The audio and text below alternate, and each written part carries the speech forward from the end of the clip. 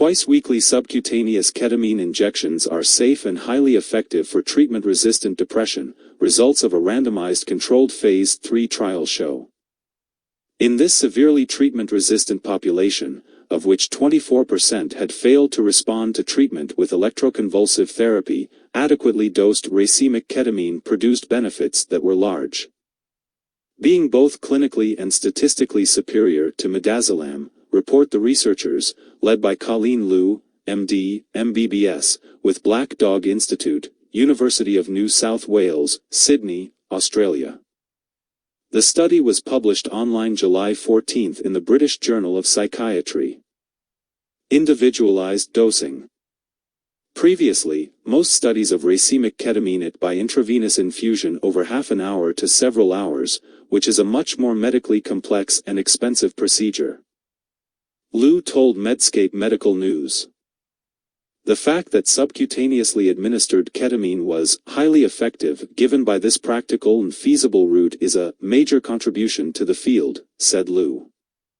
The ketamine for adult depression trial assessed the acute efficacy and safety of a 4-week course of twice-weekly subcutaneous injections of racemic ketamine or midazolam in 174 adults with TRD.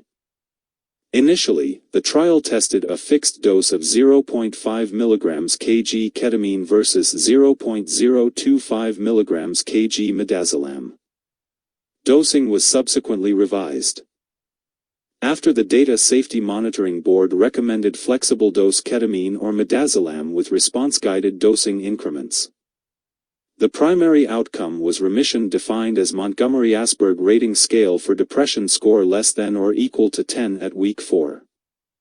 On this outcome, in the fixed-dose cohort, there was no statistically significant difference in remission rates between ketamine and midazolam, 6.3% and 8.8%, odds ratio, 1.34. 95% CI, 0.22 to 8.21. P equals 76. However, there was a significant difference in remission in the flexible dose cohort, with remission rates 19.6% for ketamine versus just 2% for midazolam.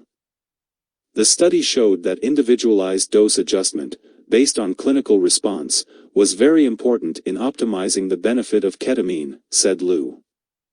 It meant that 1, you are more likely to respond as you receive a higher dose if needed, and 2, you don't receive a higher dose than needed, given that side effects are also dose-related. She said. Results also favored flexible dose ketamine over midazolam for the secondary outcomes of response, greater than or equal to 50% reduction in MADRS, 29% versus 4%. P equals 0.001, and remission defined by a less rigid definition. The results also confirm that the antidepressant effects of ketamine are not sustained when treatment stops.